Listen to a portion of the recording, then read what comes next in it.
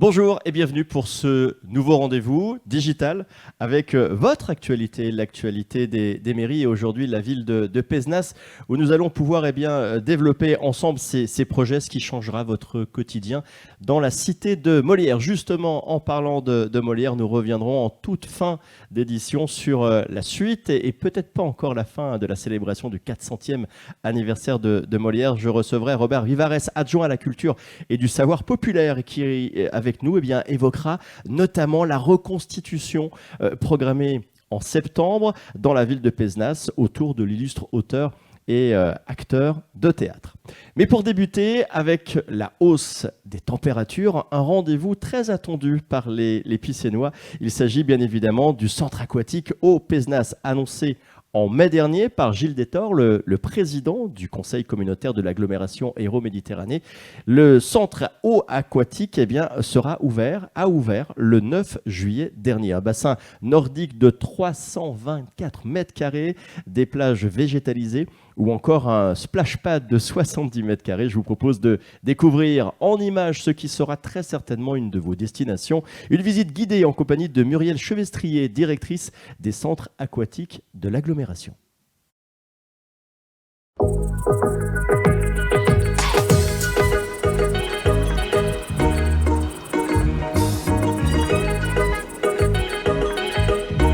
Je me trouve aujourd'hui au centre aquatique au Pézenas, qui est situé entre l'avenue Paul Vidal de la Blache et l'avenue de Plaisance. Cette piscine présente différents espaces, des espaces de natation et des espaces loisirs. Donc à l'intérieur, on a un bassin 20 par 10, qui va être un bassin qui va recevoir de la natation, des scolaires et de l'aquafitness, avec du bike par exemple. Et une petite pataugeoire pour les familles et les plus petits. On a ensuite un espace extérieur qui lui va vous permettre d'accéder à un bassin de 25 mètres, 5 lignes d'eau et tout un espace loisir ludique qu'on appelle splash pad avec des jeux d'eau et des animations d'eau bien sûr pour les plus petits. Donc vous pouvez venir en famille, entre amis ou entre sportifs. Au centre aquatique au Pézenas. Donc cette piscine, elle est pour tous les habitants de l'agglomération et hors agglomération. Et le gros avantage pour tous les gens qui habitent l'agglo, c'est de bénéficier de tarifs préférentiels avec ce qui s'appelle le pass agglo. Ce pass agglo, il est disponible sur présentation d'une photo, d'une pièce d'identité et d'un justificatif de domicile. Il est gratuit.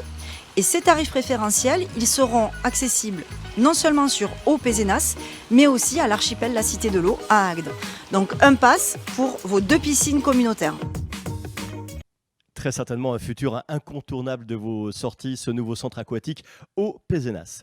Un autre sujet tout aussi important, le développement de la circulation, principalement en centre-ville. Comment associer les objectifs de développement nécessaires pour une collectivité avec les nouveaux objectifs de la mobilité douce? Là aussi, un projet ambitieux qui démarre sa première phase de consultation avec les habitants et les professionnels pour comprendre les tenants et les aboutissants de ce dossier qui, là aussi, changera très certainement votre vie.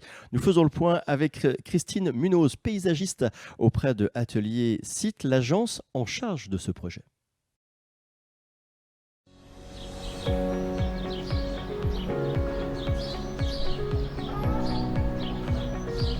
Précédemment, on a beaucoup de difficultés sur ce secteur de la ville à marcher, à traverser, à se promener. On n'a pas envie de se promener.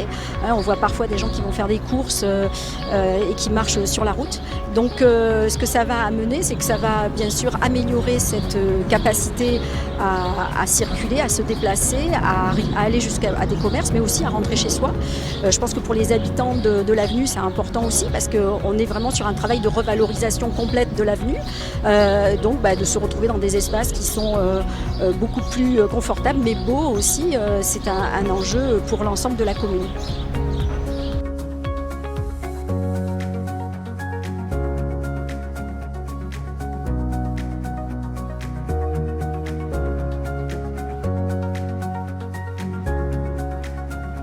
Alors il y a plusieurs intérêts. Le premier évidemment c'est par rapport à un confort des riverains, un confort de la nouvelle population, des nouveaux habitants qui vont venir se loger au niveau du projet du rond-point de la Paix qui est en cours de construction.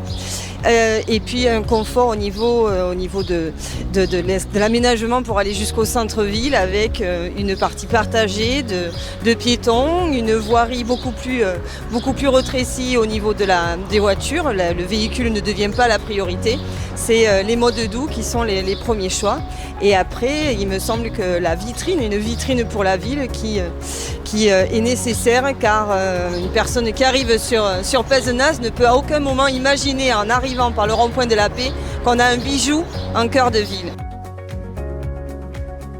Une consultation qui démarrera très prochainement. Vous avez toutes les informations évidemment sur ville-pézenas.fr. Un autre sujet évidemment qui nous aura tenu en haleine durant toute cette année. Il s'agit de la culture. Avec moi sur ce plateau, je l'évoquais en début de ce flash, Robert Vivarais, bonjour. Bonjour Eric. Vous êtes adjoint à la culture et au savoir populaire. Mon Dieu, quel début d'année sur les chapeaux de roue pour l'adjoint que vous êtes. On ne peut pas rêver mieux. Molière, Bobby Lapointe, Printival. Quel joli cadeau, quelle belle année. Et ça n'est pas terminé.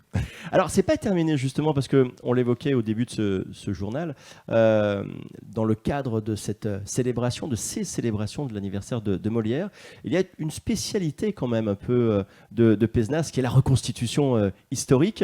On y a très régulièrement. Il y en a une qui est prévue autour de Molière, notamment en septembre. Dites-nous en plus. Alors absolument, c'est un événement que les Picénois attendent, je crois, avec beaucoup d'impatience. Ce rendez-vous, on l'a fixé pendant le week-end des Journées européennes du patrimoine, donc c'est le 16, 17 et 18 septembre prochain. On souhaite en faire une grande fête populaire. Donc Jean-Marie Bousquet, qui, avec moi au niveau du conseil municipal, travaille sur le patrimoine, donc est l'adjoint en charge de ce dossier. Grande fête populaire, puisque on a depuis déjà quelques mois des rendez-vous d'ateliers de création de costumes. Des associations seront là également, avec des tavernes. C'est Olivier Cabassu qui a la direction artistique de cette reconstitution, qui porte un titre, c'est « Sous le regard de Molière ». Bien sûr. Et puis, vous l'avez dit, c'est un événement populaire qui va également de pair avec l'ensemble de ces bénévoles qui vont s'affairer autour de cette manifestation. C'est ça aussi, l'état d'esprit de la culture à Pézenas. C'est un peu l'ADN de cette ville, au travers des fêtes populaires qui émaillent toute l'année. Mais c'est aussi la volonté, la culture, c'est bien sûr aussi ce lien. C'est cette rencontre, c'est casser un petit peu essayer en tout cas de faire un maillage et de faire que les différentes couches de population se rencontrent à l'occasion de ces belles manifestations. Alors, un autre lien qui lui aussi tout aussi important, c'est celui de la culture et des idées. Justement, le Pézenas des idées, le festival qui associe culture et sujet de réflexion, d'actualité. Absolument, c'était un souhait donc de notre équipe et ce souhait donc on l'a mis en œuvre assez rapidement puisque on va vivre cette année la deuxième édition de ce festival qu'on appelle Pézenas des idées, qui va se dérouler du 26 septembre au 2 octobre. Et comme vous l'indiquiez, effectivement, c'est un moment de réflexion sur des sujets, mais on va peut-être en dire un mot plus précisément, sur des sujets de société, des moments de réflexion avec la population. Alors, notamment avec un invité particulier qui devient presque un habitué de la ville, Francis Perrin, que nous avions déjà eu l'occasion de voir durant cette année, qui reviendra cette fois-ci sur un sujet un peu plus personnel, puisqu'il viendra notamment avec son fils Louis qui est autiste. Et ça sera l'occasion justement de parler de l'inclusion, de la différence, de la santé.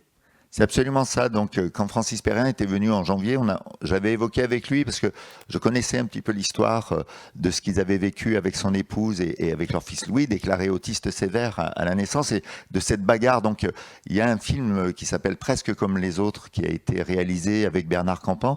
Ce sera l'occasion évidemment de voir ce film, mais également, il y aura un moment d'échange avec Francis Perrin et son fils Louis, qui seront là tous les deux. Et donc, on souhaitait avoir une soirée consacrée à la différence pour élargir un peu le débat. Sûr. 26 septembre, 2 octobre, le festival Pézenas des idées avec un autre sujet totalement d'actualité, celui-ci, sur les médias, avec la diffusion d'un documentaire choc de la part de Mediapart. Absolument, c'est un documentaire qui s'appelle Media Crash, qui a été réalisé par l'équipe de Mediapart il y a quelques temps, et qui vient interroger justement notre système qui a beaucoup évolué, notamment avec le grand capital qui est rentré à la tête des télévisions, mais aussi de groupes de presse. Donc on aura aussi l'occasion d'accueillir à cette occasion Edoui Plenel qui viendra animer une conférence débat, donc on pourra échanger avec lui sur la valeur de l'information. Justement. Très bien. Moi, qu'on puisse dire, c'est qu'on ne va pas s'ennuyer non plus cet été, puisque c'est chaque jour son programme. Les lundis soirs, ce sont les estivales sur le cours Jean Jaurès. Mardi soir, les visites théâtralisées. Comment découvrir Pézenas avec, là aussi, des acteurs de la musique. Le mercredi et vendredi, les nocturnes avec les échoppes des artisans d'art qui sont ouverts. Quelques mots, justement, sur ces artisans d'art. C'est une tradition à Pézenas depuis pas mal d'années. Donc on accueille, et il y a notamment une maison des métiers d'art qui est présente à Pézenas. On a la chance d'avoir des gens qui, dans leurs ateliers à Pézenas, fabriquent.